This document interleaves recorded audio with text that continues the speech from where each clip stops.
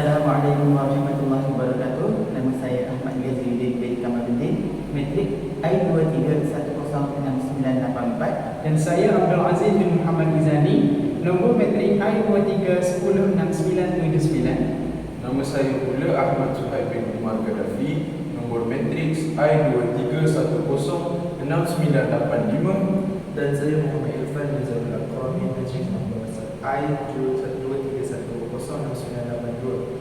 Kami pelajar ijazah sarjana muda syariah gunaan. Watak yang saya pegang ialah Z. Dan saya pula memegang watak sebagai legend. Saya pula memegang watak sebagai Sean. Dan saya sebagai Usman dan Ramadan. Assalamualaikum. Z, legend. Waalaikumsalam. Sean. Kau punya Sean. Kau belajar kat sini rupanya.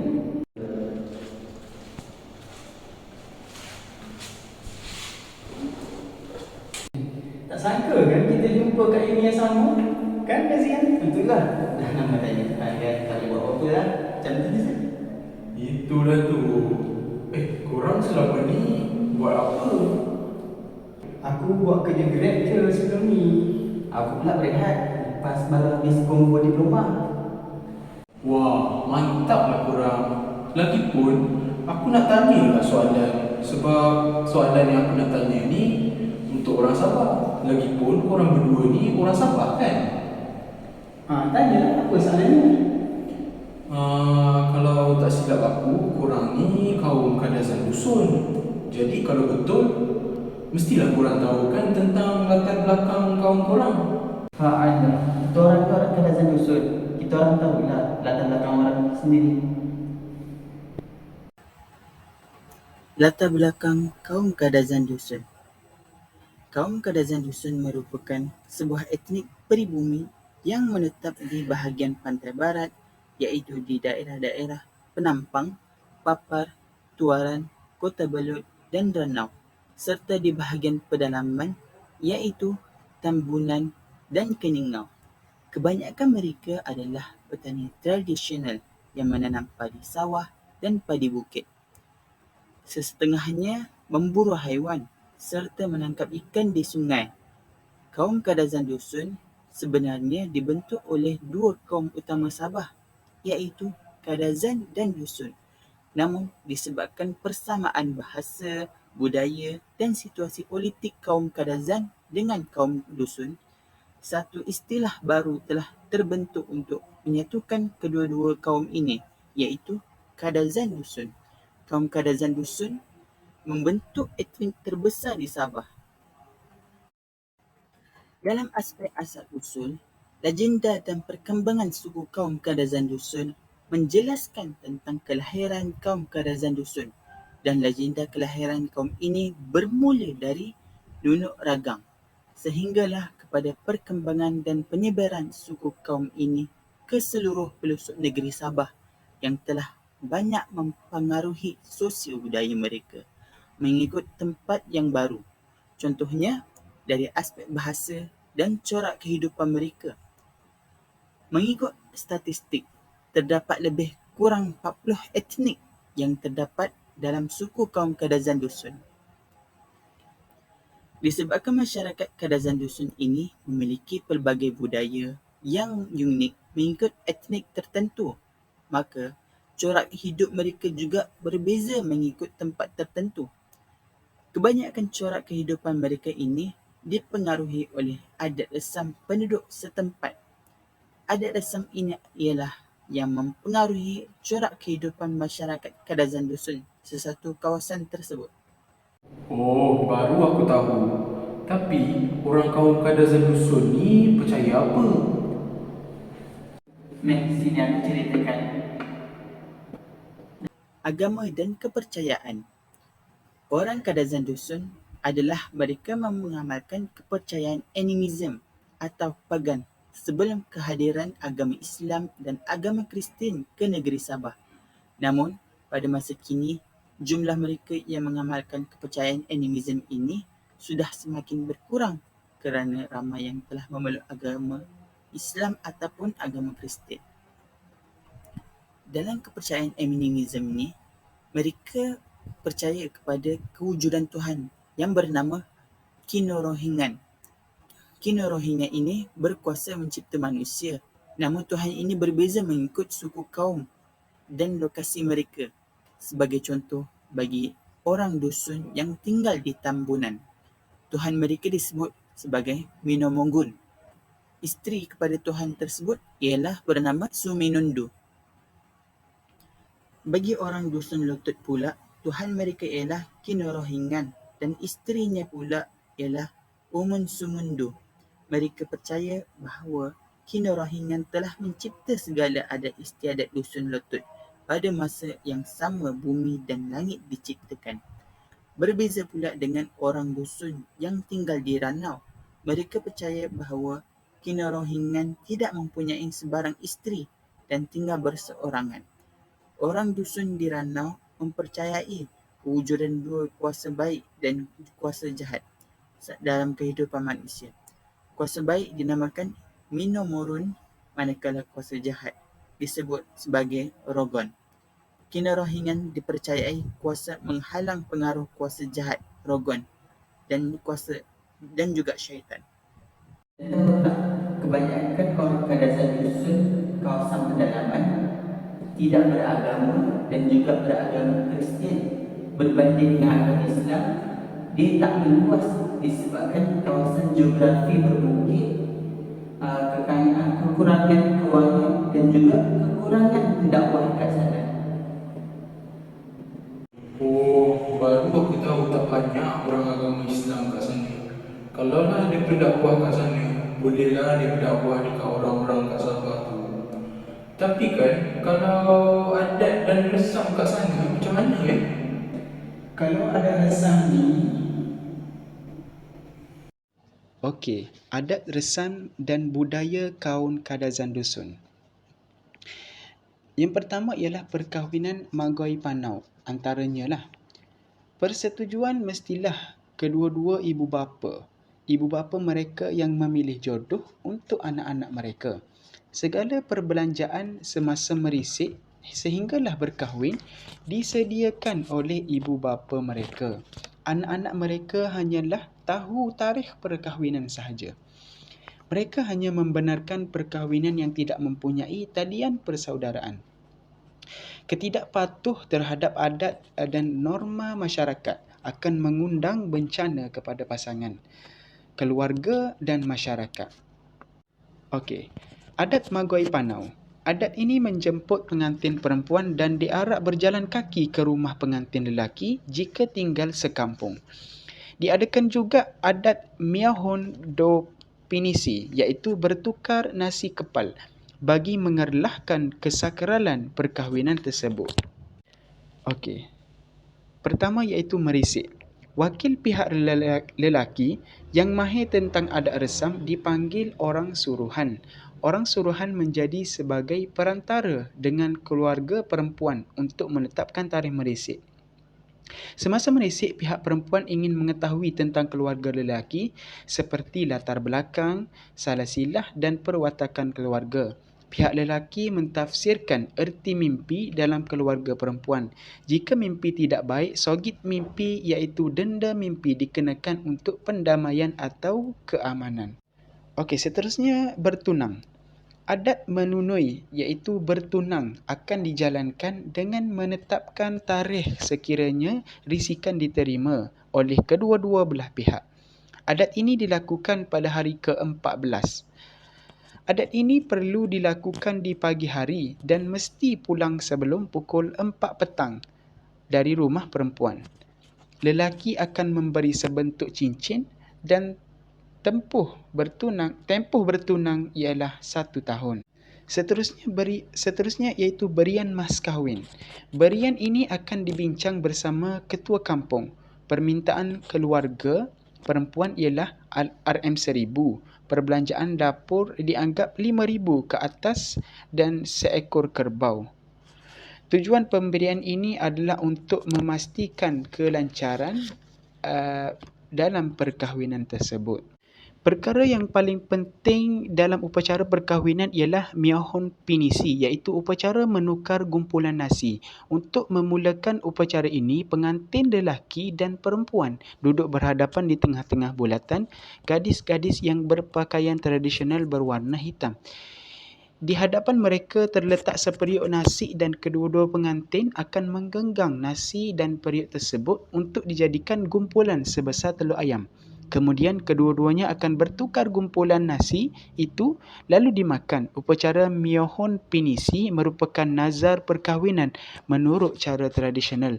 Setelah upacara ini dilakukan, makanan dan minuman pun dihidangkan kepada para tetamu yang hadir.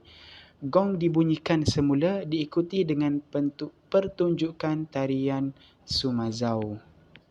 Okey, itulah serba sedikit ataupun seringkas mungkin tentang adat perkahwinan kaum Kadazan Dusun. Oh, macam tu rupanya adat besar orang kat sana. Tapi kalau perayaan macam mana pula Kalau orang Islam boleh ke ikut perayaan yang orang Kadazan Dusun ni sambut? Bagi perayaan Kadazan Dusun, terdapat campuran dengan animisme. Okey, seterusnya iaitu perayaan. Pesta Keamatan Perayaan disambut pada bulan Mei, 30 dan 31 Mei. Okey, kemuncak perayaan keamatan adalah peraduan Ratu Cantik iaitu unduk ngadau, tarian tradisi dan upacara kemuncak. Kadazan percaya kepada makhluk halus, antaranya Kauduhuwo, semangat manusia, Tombiruwo, semangat orang telah mati, dan Rogon, semangat jahat. Tu antaranya lah. Ada banyak lagi. Seterusnya, ketika pesta keamatan, penduduk Sabah mengenakan pakaian tradisional mereka mengikut daerah masing-masing. Selain menari dan alat muzik, mereka juga dihidangkan arak beras sebagai minuman istimewa. Arak merupakan minuman yang paling penting dalam perayaan mereka.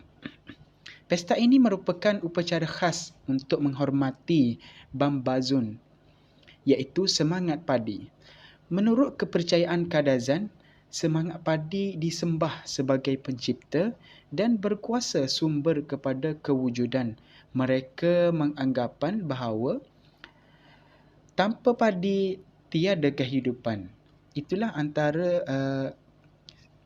serba sedikit tentang perayaan Kadazan Dusun. Nak tanya, kenapa tiba-tiba kau tanya pasal Kadazan Dusun? Kau nak ada pergi Sabah? Tak adalah. Sebenarnya aku dah bertunang dengan orang Sabah.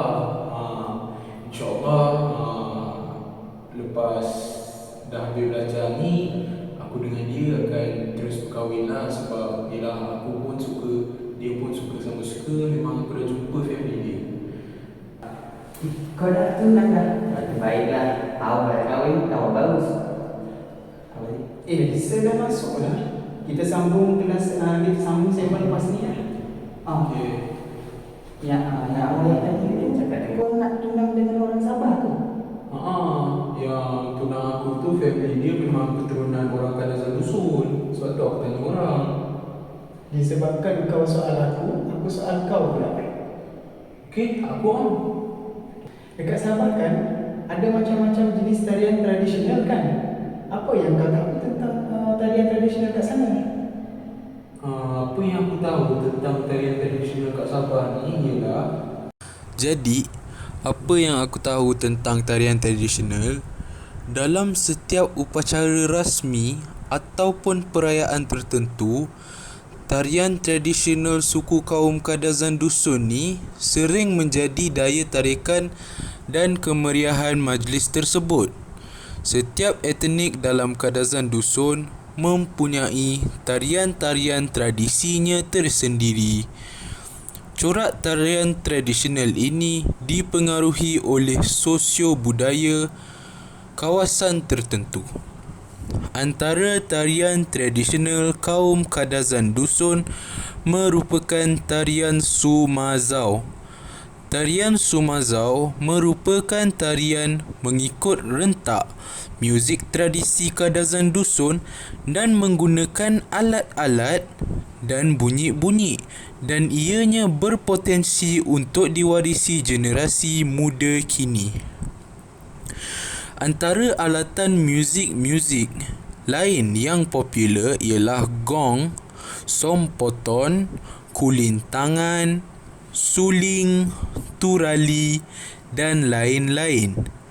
Disebabkan masyarakat Kadazan Dusun ini memiliki pelbagai budaya yang unik mengikut etnik tertentu, maka corak hidup mereka juga berbeza mengikut tempat-tempat tertentu. Kalau makanan pula macam mana? Dah rasa ke makanan orang Sabah? Setakat ni makanan-makanan yang aku pernah rasa ialah Keistimewaan makanan tradisi mereka, iaitu ia merupakan lambang serta identiti suatu kaum. Antara makanan utama ialah Hinava. Hinava merupakan hidangan tradisional bagi suku kaum Kadazan Dusun di Sabah. Ia merupakan makanan tradisional yang membawa maksud hidangan yang dimasak tidak menggunakan api. Hinava dihasilkan daripada isi ikan segar yang dicampurkan bersama biji buah bambangan yang diparut. Selain itu, bahan lain seperti cili merah, halia, bawang merah, limau kapas dan garam juga dicampurkan. Ini juga turut dikenali dengan nama Hinava Ginapat. Isi ikan yang digunakan adalah mentah dan tidak perlu dimasak kerana ia akan dimasak secara semula jadi menggunakan perahan jus limau. Ikan yang boleh dijadikan sebagai hidangan ini biasanya ikan tenggiri ataupun isi ikan yu. Selain ikan, ia juga boleh digantikan dengan udang atau sotong bagi menyediakan hidangan ini. Kebiasaannya, Hinava dihidangkan semasa majlis-majlis tertentu seperti majlis perkahwinan. Ia juga akan menjadi hidangan istimewa semasa sambutan pesta keamatan atau tadau keamatan. Makanan tradisional seterusnya ialah bosu atau dikenali sebagai tonsong. Ini juga merupakan salah satu hidangan tradisional bagi suku kaum Kadazan Dusun, Sabah. Ia seakan perkasam atau jeruk. Biasanya ia akan dihasilkan dari ikan kepayang ataupun daging mentah hasil dari pemburuan di hutan. Ikan atau daging mentah yang digunakan akan digaul bersama nasi putih, garam serta buah-buahan yang terdiri dari buah nangka, nanas muda serta tauhau bagi penambah perisa. Ia juga boleh dicampurkan dengan batang pisang atau polot. Sekiranya nasi yang dicampurkan baru masak, ia perlu dibiarkan sehingga mencapai suhu bilik terlebih dahulu. Bosu ini juga dicampurkan dengan pelbagai jenis bahan seperti pangi sebagai bahan pengawet yang boleh mengelakkan bosu ini menjadi basi dan berbau busuk. Kesemua campuran ini akan diperam dalam bekas dan ditutup rapat selama seminggu atau sehingga ia benar-benar telah masak sebelum boleh dimakan. Kalau jenis pakaian pula macam mana? jenis pakaian yang aku tahu ialah Kalau dekat Sabah ni, kaum Kadazan Dusun tidak terdapat pakaian tradisional kaum Kadazan Dusun ni sebenarnya. Sebab kaum Kadazan Dusun ni aslinya ada dua kaum. Kaum Kadazan dengan kaum Dusun. Disebabkan faktor bahasa yang lebih kurang di antara kaum Kadazan dengan Dusun ataupun cara pemakanan mereka bergabung, lalu terbentuklah kaum Kadazan Dusun ni. Maka ketika perayaan, contohnya macam perayaan keamatan, kaum Kadazan Dusun ni mereka akan memakai pakaian tradisional mengikut daerah masing-masing dekat Sabah. Contohnya macam sinuangga yang dipakai oleh kaum wanita dan gaung untuk kaum lelaki. Kebiasaannya, pakaian tradisional suku kaum Kadazan Dusun ni, baju mereka biasa diperbuat oleh kain hitam atau dikenali sebagai kain baldu dan disulamkan dengan benang emas. Antara sebab baju tradisional mereka menggunakan warna hitam adalah kerana kepercayaan bahawa warna hitam ni adalah lambang kekuasaan ataupun warna ketuhanan yang dapat melindungi si pemakai daripada makhluk-makhluk halus yang jahat. Mantaplah member kita nak jadi orang sabar dah. Okeylah, tengok pun dah petang ni. Kita jumpa esok lah insyaAllah. Okey, Assalamualaikum. Waalaikumsalam warahmatullahi